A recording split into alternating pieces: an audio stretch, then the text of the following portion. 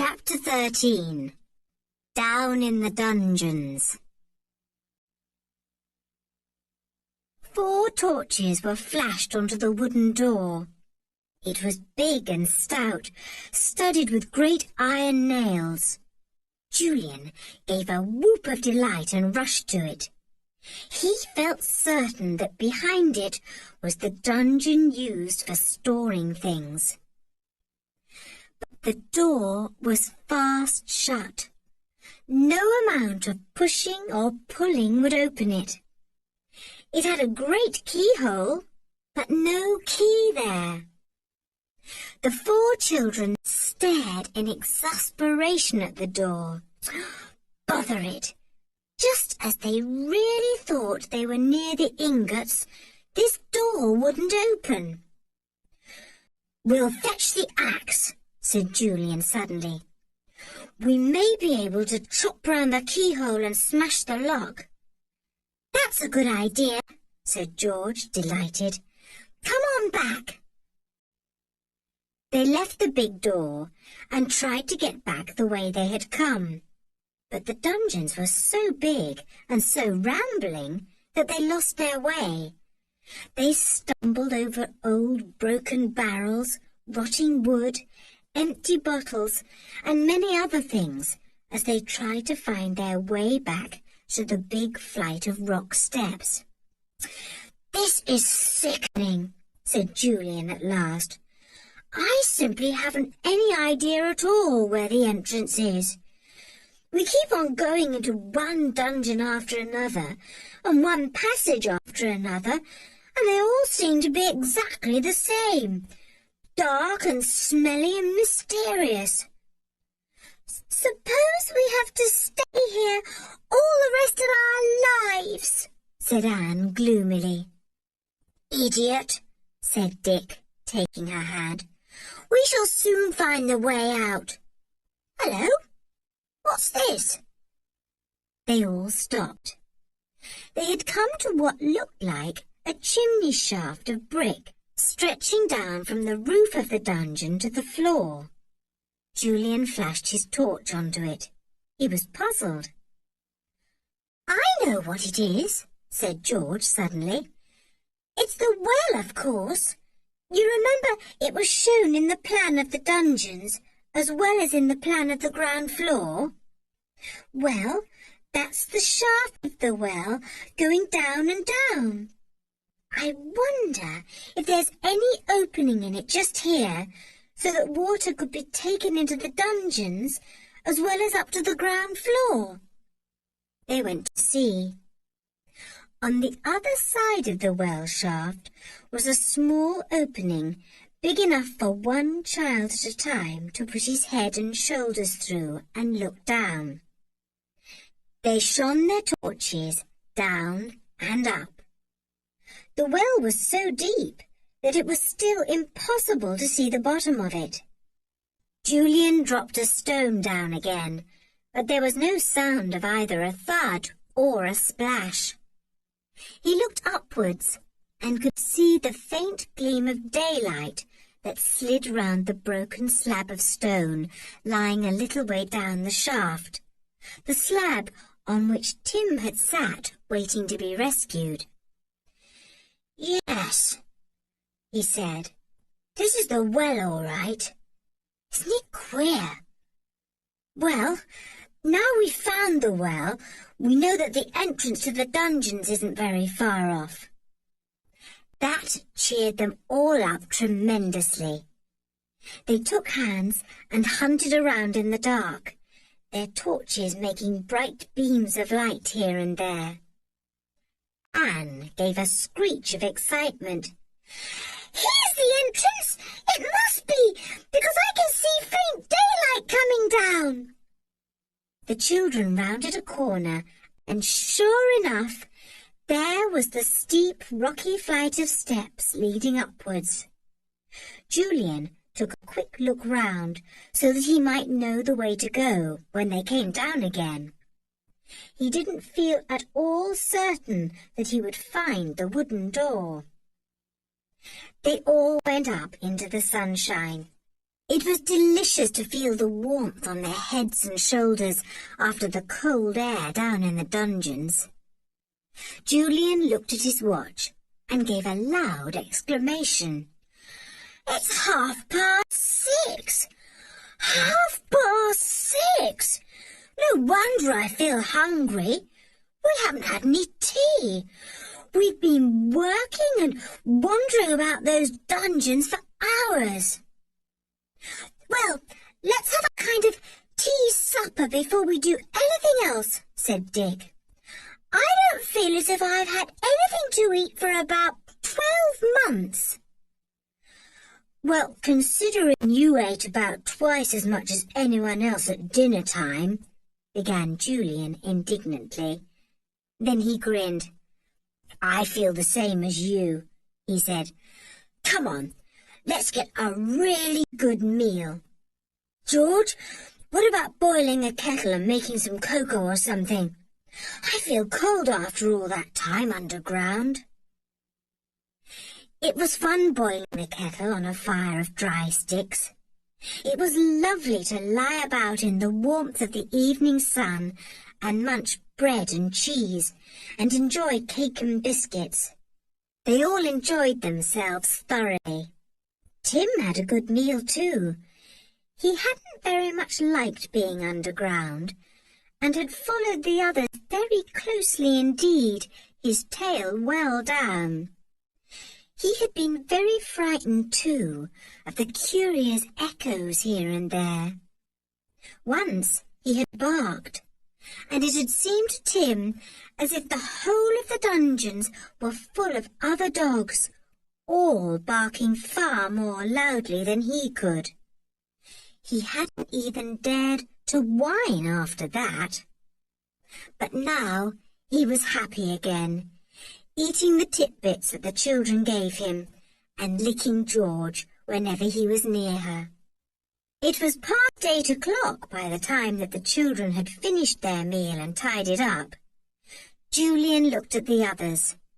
The sun was sinking, and the day was no longer so warm.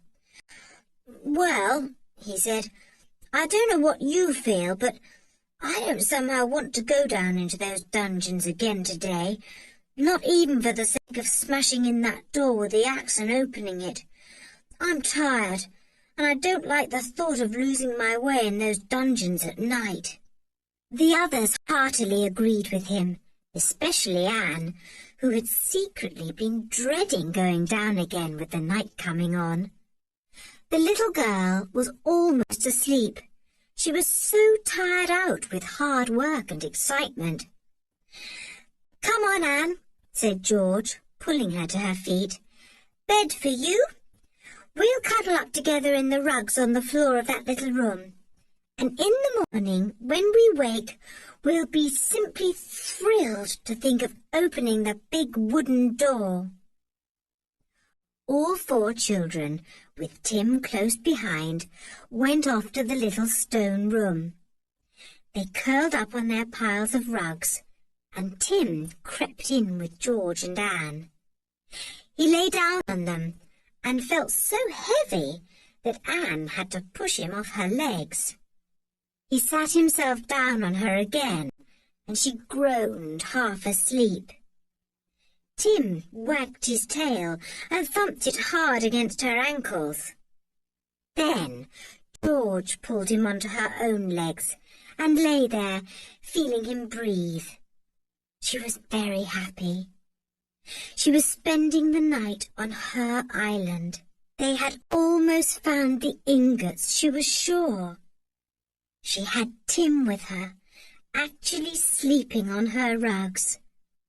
Perhaps everything would come right after all, somehow. She fell asleep. The children felt perfectly safe with Tim on guard. They slept peacefully until the morning, when Tim saw a rabbit through the broken archway leading to the little room and sped away to chase it. He awoke George as he got up from the rugs, and she sat up and rubbed her eyes. "Wake up!" she cried to the others. "Wake up, all of you! It's morning, and we're on the island." They all awoke. It was really thrilling to sit up and remember everything. Julian thought of the big wooden door at once. He would soon smash it in with his axe, he felt sure. And then what would they find? They had breakfast and ate just as much as ever. Then Julian picked up the axe they had brought and took everyone to the flight of steps. Tim went too, wagging his tail, but not really feeling very pleased at the thought of going down into the queer places where other dogs seemed to bark and yet were not to be found. Poor Tim would never understand echoes. They all went down underground again. And then, of course, they couldn't find the way to the wooden door. It was most tiresome. "We shall lose our way all over again," said George desperately. "These dungeons are about the most rambling, spread-out maze of underground caves I've ever known. We shall lose the entrance again, too." Julian had a bright idea. He had a piece of white chalk in his pocket, and he took it out. He went back to the steps and marked the wall there. Then he began to put chalk marks along the passages as they walked in the musty darkness. They came to the well, and Julian was pleased. "Now," he said, "whenever we come to the well, we shall at least be able to find the way back to the steps, because we can follow my chalk marks. Now, the thing is, which is the way next? We'll try and find it, and I'll put chalk marks along the walls here and there, but if we go the wrong way and have to come back, we'll rub out the marks and start again from the well another way." This was really a very good idea. They did go the wrong way and had to come back, rubbing out Julian's marks. They reached the well and set off in the opposite direction, and this time they did find the wooden door. There it was, stout and sturdy, its old iron nails rusty and red. The children stared at it in delight. Julian lifted his axe. Crash! He drove it into the wood and round about the keyhole. But the wood was still strong, and the axe only went in an inch or two. Julian drove it in once more. The axe hit one of the big nails and slipped a little to one side. A big splinter of wood flew out and struck poor Dick on the cheek. He gave a yell of pain. Julian jumped in alarm and turned to look at him.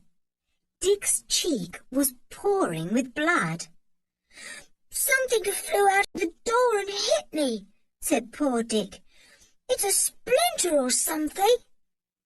"Golly," said Julian, and he shone his torch onto Dick. "Can you bear it a moment if I pull the splinter out? It's a big one, and it's still sticking into your poor cheek." But Dick pulled it out himself. He made a face with the pain, and then turned very white. "You'd better get up into the open air for a bit," said Julian, "and we'll have to bathe your cheek and stop it bleeding somehow. Anne's got a clean hanky. We'll bathe it and dab it with that. We brought some water with us, luckily." "I'll go with Dick," said Anne. "You stay here with George. There's no need for us all to go." But Julian thought he would like to see Dick safely up into the open air first, and then he could leave him with Anne while he went back to George and went on with the smashing down of the door. He handed the axe to George. "You can do a bit of chopping while I'm gone," he said. It will take some time to smash that big door in. You get on with it, and I'll be down in a few minutes again. We can easily find the way to the entrance, because we've only got to follow my chalk marks." "Right," said George, and she took the axe. "Poor old Dick, you do look a sight." Leaving George behind with Tim, valiantly attacking the big door, Julian took Dick and Anne up to the open air. Anne dipped her hanky into the kettle of water and dabbed Dick's cheek gently. It was bleeding very much, as cheeks do, but the wound was not really very bad. Dick's colour soon came back, and he wanted to go down into the dungeons again. "No, you better lie down on your back for a little," said Julian. "I know that's good for nose bleeding, and maybe it's good for cheek bleeding too. What about Anne and you going out on the rocks over there, where you can see the wreck, and staying there for half an hour or so? Come on, I'll take you both there and leave you for a bit. You'd better not get up till your cheeks stop bleeding, old boy."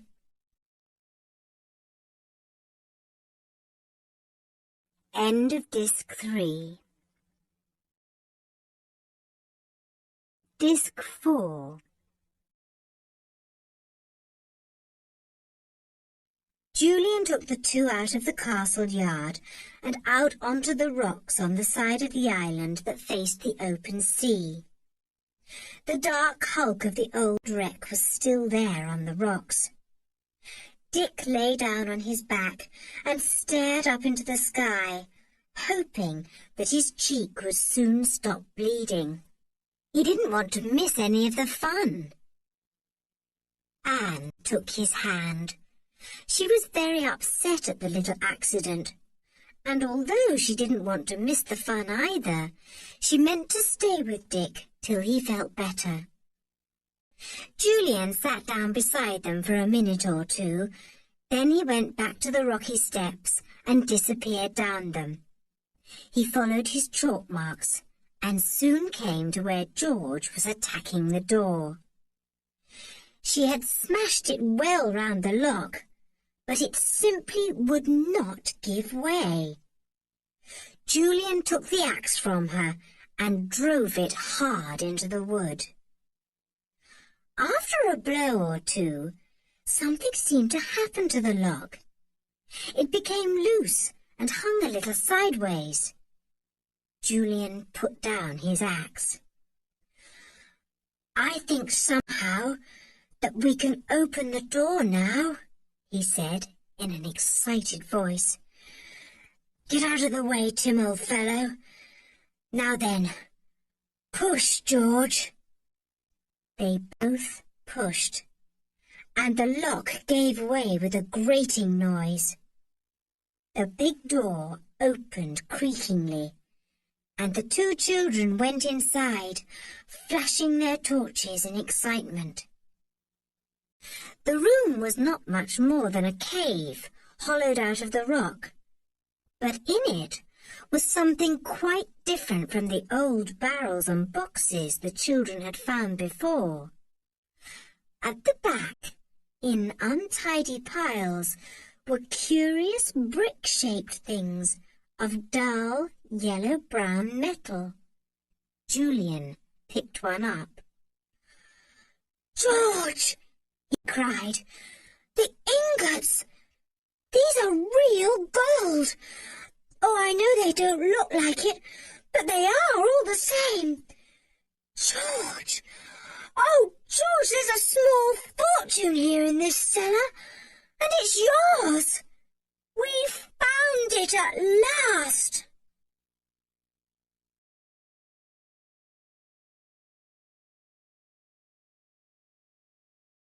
Chapter 14. Prisoners. George couldn't say a word.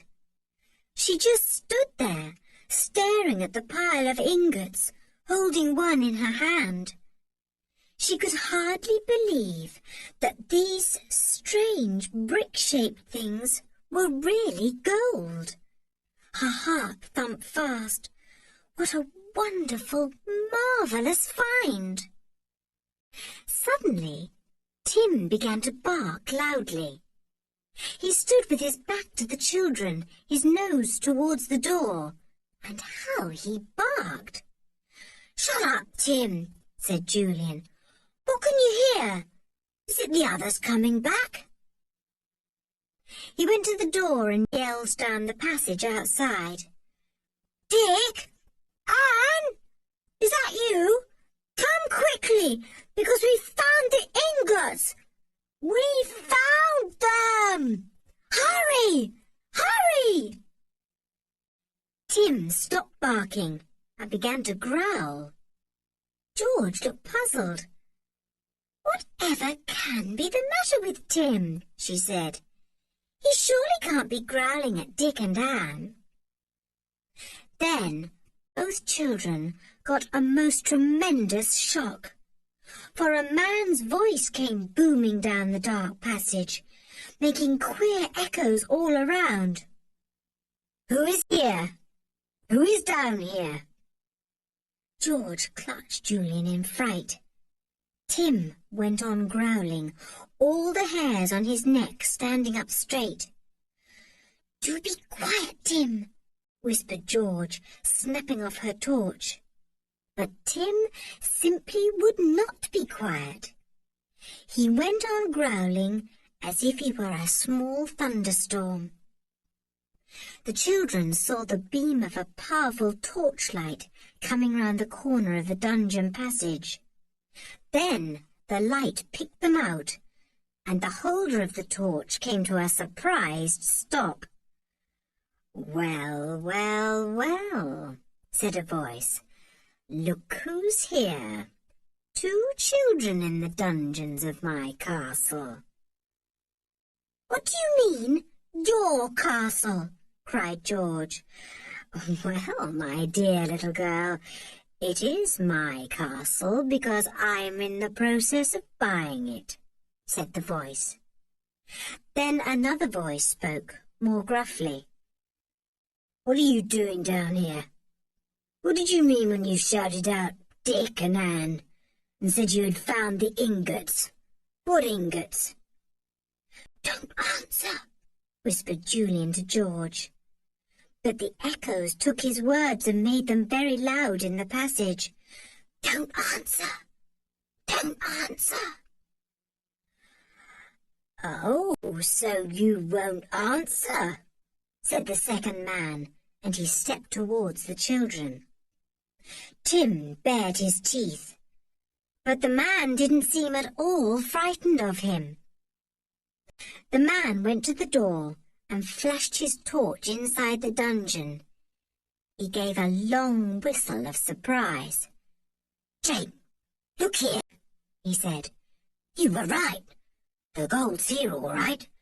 And how easy to take away, all in ingots.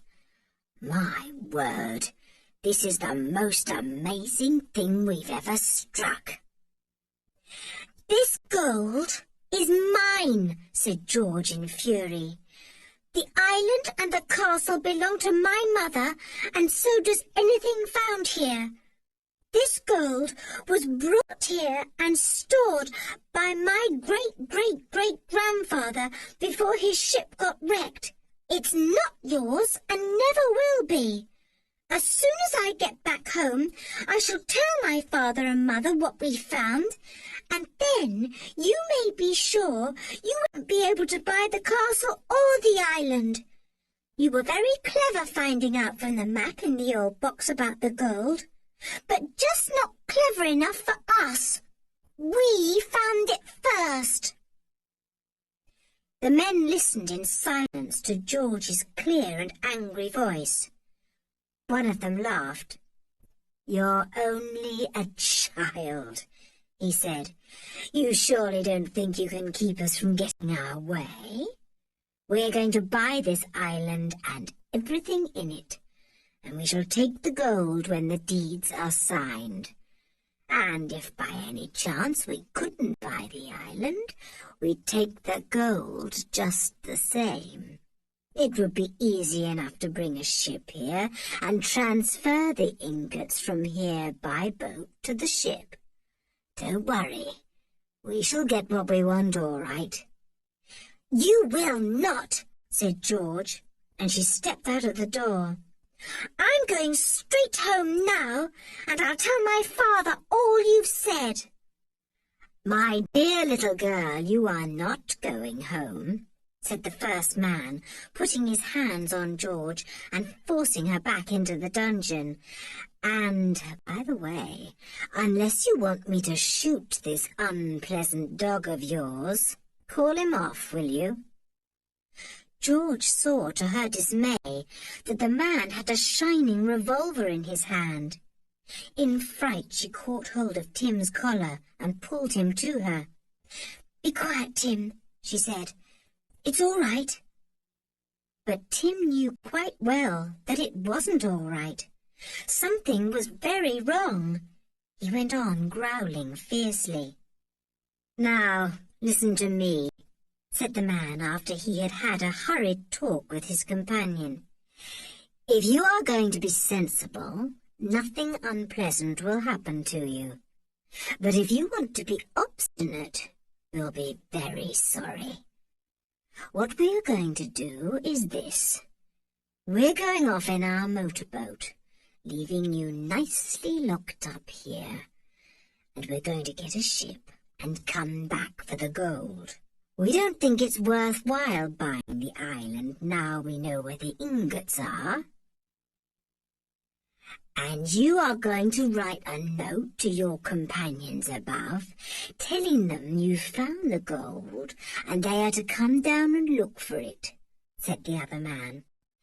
"Then we shall lock up all of you in this dungeon with the ingots to play with, leaving you food and drink till we come back. Now then, here is a pencil. Write a note to Dick and Anne, whoever they are, and send your dog up with it. Come on." "I won't," said George, her face furious. "I won't. You can't make me do a thing like that. I won't get poor Dick and Anne down here to be made prisoners. And I won't let you have my gold just when I've discovered it." "We shall shoot your dog if you don't do as you're told," said the first man suddenly. George's heart sank down and she felt cold and terrified.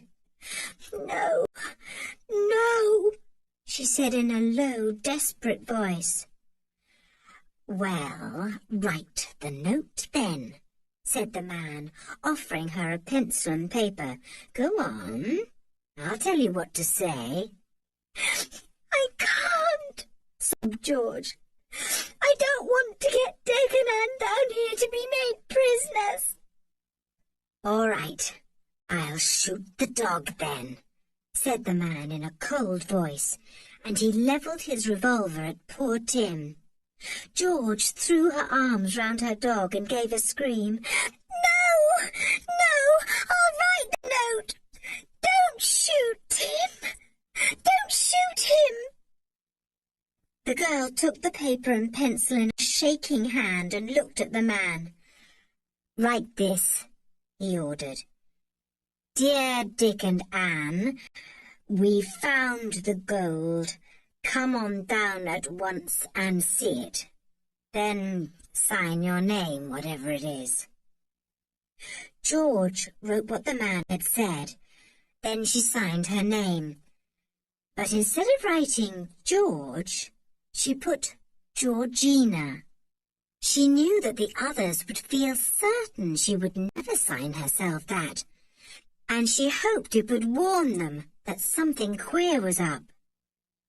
The man took the note and fastened it to Tim's collar. The dog growled all the time, but George kept telling him not to bite. "Now, tell him to go and find your friends," said the man. "Find Dick and Anne," commanded George. "Go on, Tim. Find Dick and Anne. Give them the note. Tim did not want to leave George, but there was something very urgent in her voice. He took one last look at his mistress, gave her hand a lick, and sped off down the passage. He knew the way now. Up the rocky steps he bounded and into the open air. He stopped in the old yard, sniffing. Where were Dick and Anne? He smelt their footsteps and ran off, his nose to the ground. He soon found the two children out on the rocks. Dick was feeling better now and was sitting up. His cheek had almost stopped bleeding.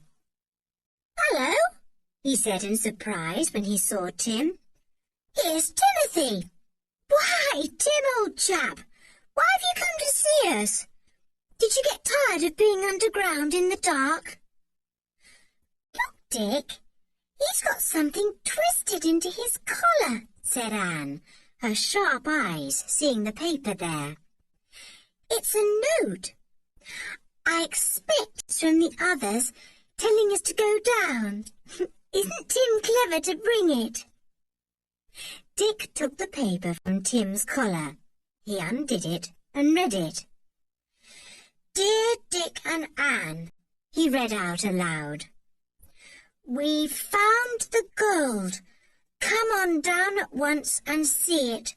Georgina." "Ooh!" said Anne, her eyes shining. "They found it! Oh, Dick, are you well enough to come now? Let's hurry." But Dick did not get up from the rocks. He sat and stared at the note, puzzled. "What's the matter?" said Anne impatiently. "Well, don't you think it's funny that George should suddenly sign herself Georgina?" said Dick slowly. "You know how she hates being a girl and having a girl's name. You know how she will never answer if anyone calls her Georgina. And yet, in this note, she signs herself by the name she hates. It does seem a bit funny to me. Almost as if it's a kind of warning that there's something wrong." "Oh, don't be so silly, Dick," said Anne. "What could be wrong? Oh, do come on." "Anne, I'd like to pop over to that inlet of ours to make sure there's no one else come to the island," said Dick. "You stay here." But Anne didn't want to stay there alone. She ran round the coast with Dick, telling him all the time that she thought he was very silly. But when they came to the little harbour, they saw that there was another boat there as well as their own. It was a motorboat. Someone else was on the island. "Look," said Dick in a whisper. "There is someone else here. And I bet it's the men who want to buy the island. I bet they've read that old map and know there's gold here. And they found George and Julian and want to get us all together down in the dungeons so that they can keep us safe till they've stolen the gold. That's why they made George send us that note. But she signed it with a name she never uses to warn us. Now, we must think hard. What are we going to do?" Chapter 15. Dick to the rescue. Dick caught hold of Anne's hand and pulled her quickly away from the cove. He was afraid that whoever had come to the island might be somewhere about and see them. The boy took Anne to the little stone room where their things were, and they sat down in a corner. "Whoever has come has discovered Julian and George smashing in that door, I should think," said Dick in a whisper. "I simply can't think what to do. We mustn't go down into the dungeons, or we'll most certainly be caught. Hello, where's Tim off to?" The dog had kept with them for a while, but now he ran off to the entrance of the dungeons. He disappeared down the steps. He meant to get back to George, for he knew she was in danger. Dick and Anne stared after him. They had felt comforted while he was there, and now they were sorry he had gone. They really didn't know what to do. Then Anne had an idea. "I know," she said. "We'll row back to the land in our boat and get help." "I'd thought of that," said Dick gloomily. "But you know perfectly well we'd never know the way in and out of those awful rocks. We'd wreck the boat. I'm sure we're not strong enough either to row all the way back. Oh dear, I do wish we could think what to do." They didn't need to puzzle their brains long. The men came up out of the dungeons and began to hunt for the two children. They had seen Tim when he came back and had found the note gone. So they knew the two children had taken it, and they couldn't imagine why they had not obeyed what George had said in the note and come down to the dungeons. Dick heard their voices. He clutched hold of Anne to make her keep quiet. He saw through the broken archway that the men were going in the opposite direction.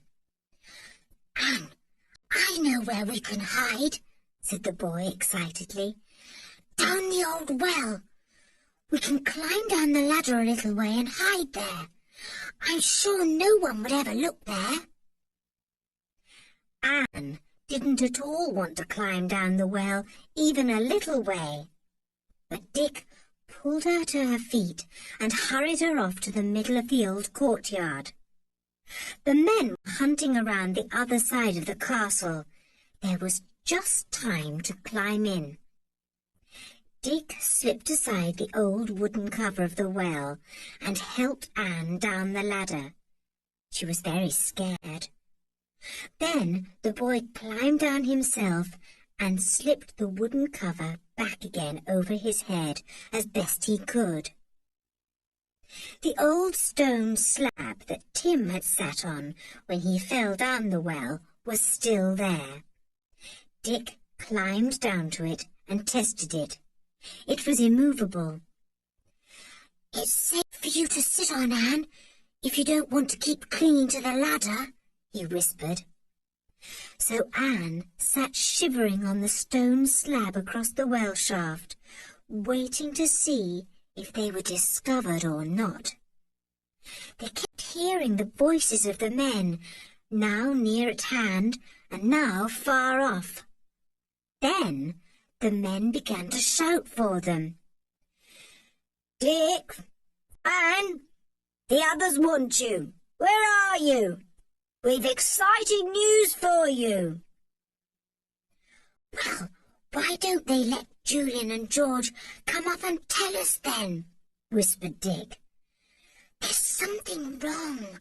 I know there is. I do wish we could get to Julian and George and find out what has happened."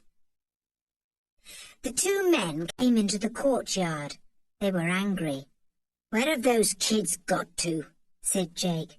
"Their boat is still in the cove, so they haven't got away. They must be hiding somewhere. We can't wait all day for them." "Well, let's take some food and drink down to the two we've looked up," said the other man. "There's plenty in that little stone room. I suppose it's a store the children brought over. We'll leave half in the room so that the other two kids can have it, and we'll take their boat with us so that they can't escape." "Right," said Jake.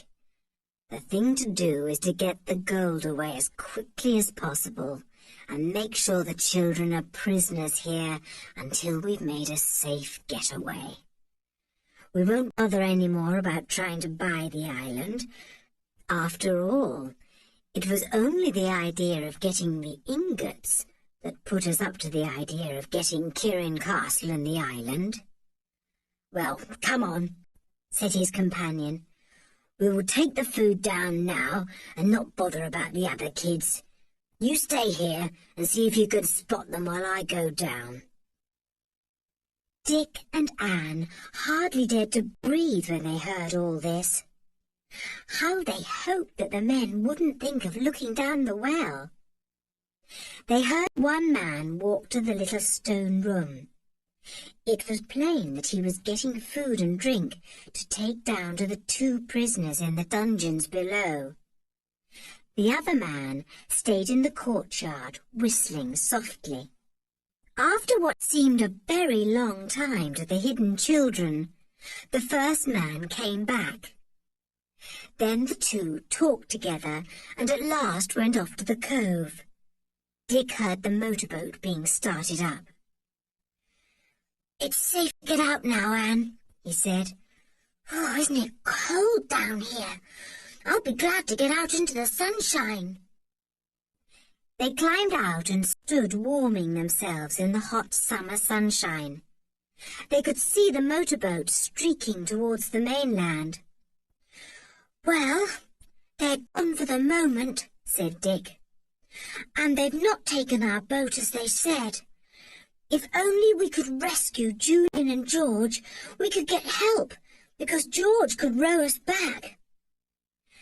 "Why can't we rescue them?" cried Anne, her eyes shining. "We can go down the steps and unbolt the door, can't we?" "No, we can't," said Dick. "Look." Anne looked to where he pointed. She saw that the 2 men had piled big, heavy slabs of broken stone over the dungeon entrance. It had taken all their strength to put the big stones there. Neither Dick nor Anne could hope to move them. "It's quite impossible to get down the steps," said Dick. "They've made sure we shan't do that.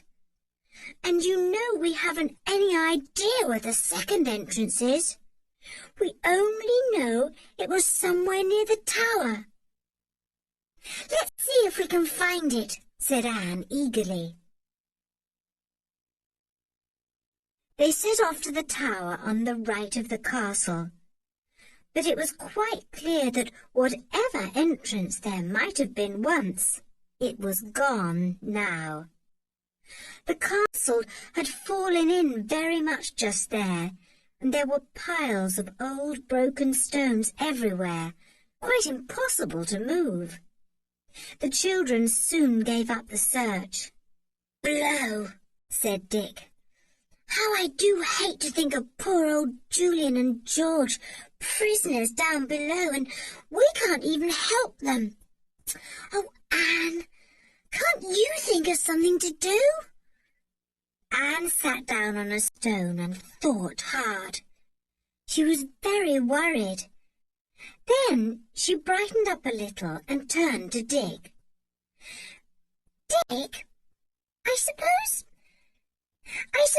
we couldn't possibly climb down the well, could we?" she asked.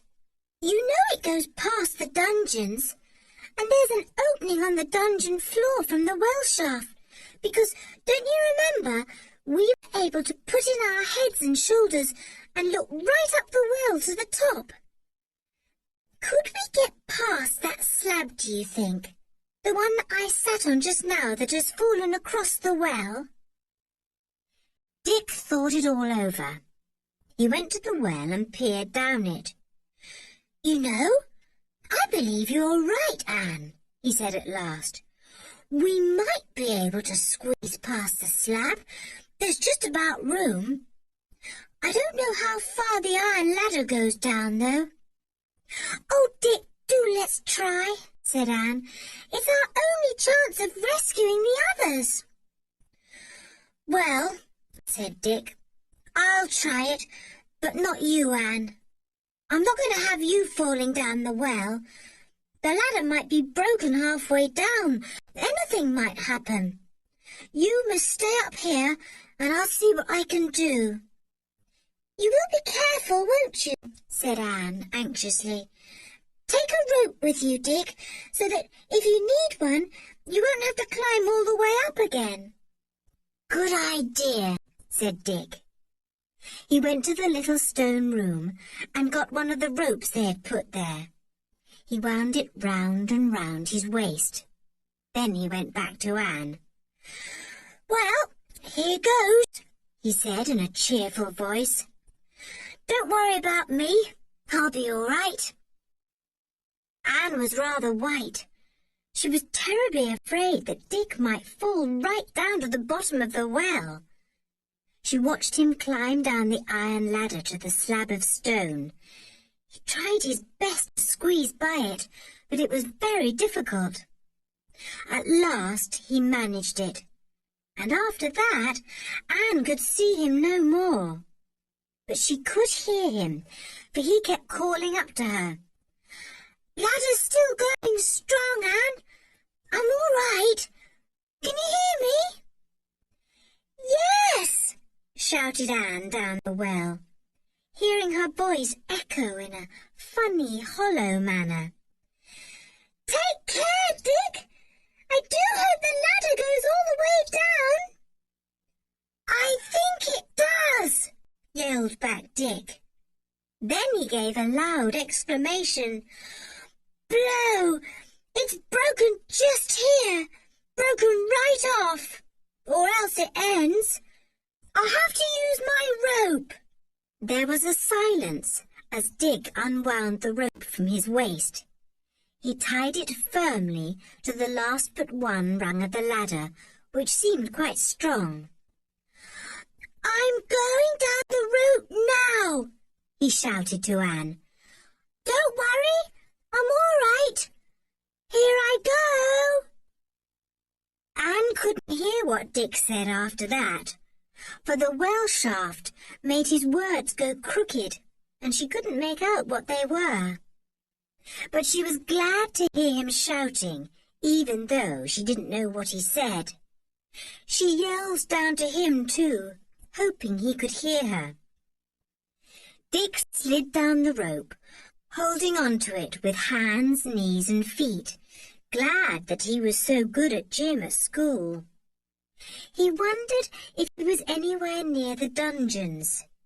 He seemed to have gone down a long way. He managed to get out his torch. He put it between his teeth after he had switched it on, so that he might have both hands free for the rope. The light from the torch showed him the walls of the well around him. He couldn't make out if he was above or below the dungeons. He didn't want to go right down to the bottom of the well. He decided that he must have just passed the opening into the dungeon caves. He climbed back up the rope a little way, and to his delight saw that he was right. The opening onto the dungeons was just by his head. He climbed up till he was level with it, and then swung himself to the side of the well where the small opening was.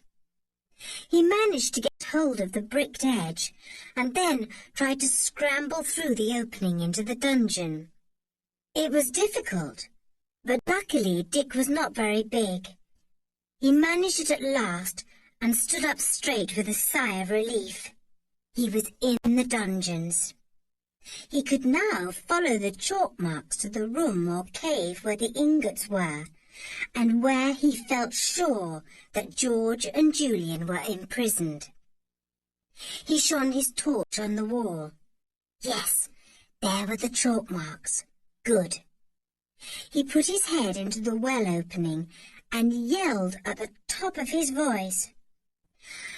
Anne, I'm in the dungeons! Watch out that the men don't come back! Then he began to follow the white chalk marks, his heart beating fast. After a while, he came to the door of the storeroom. As he had expected, it was fastened so that George and Julian couldn't get out. Big bolts had been driven home at the top and bottom. and the children inside could not possibly get out. They had tried their hardest to batter down the door, but it was no good at all.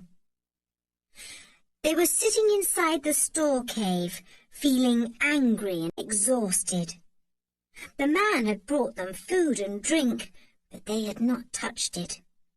Tim was with them, lying down with his head on his paws, half angry with George because she hadn't let him fly at the men as he had so badly wanted to.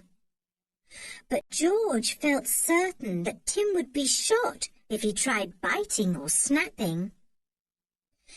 Anyway, the other two had sense enough not to come down and be made prisoners too, said George.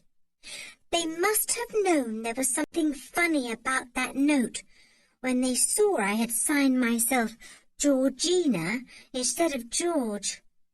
I wonder what they're doing. They must be hiding. Tim suddenly gave a growl. He leapt to his feet and went to the closed door, his head on one side. He had heard something, that was certain. I hope it's not those men back again already, said George. Then she looked at Tim in surprise, flashing her torch onto him. He was wagging his tail. A great bang at the door made them all jump out of their skins. Then came Dick's cheerful voice. Hi, Julian! Hi, George! Are you here? Ruff! Barked Tim joyfully and scratched at the door. Dick! Open the door! Yelled Julian in delight. Quick! Open the door!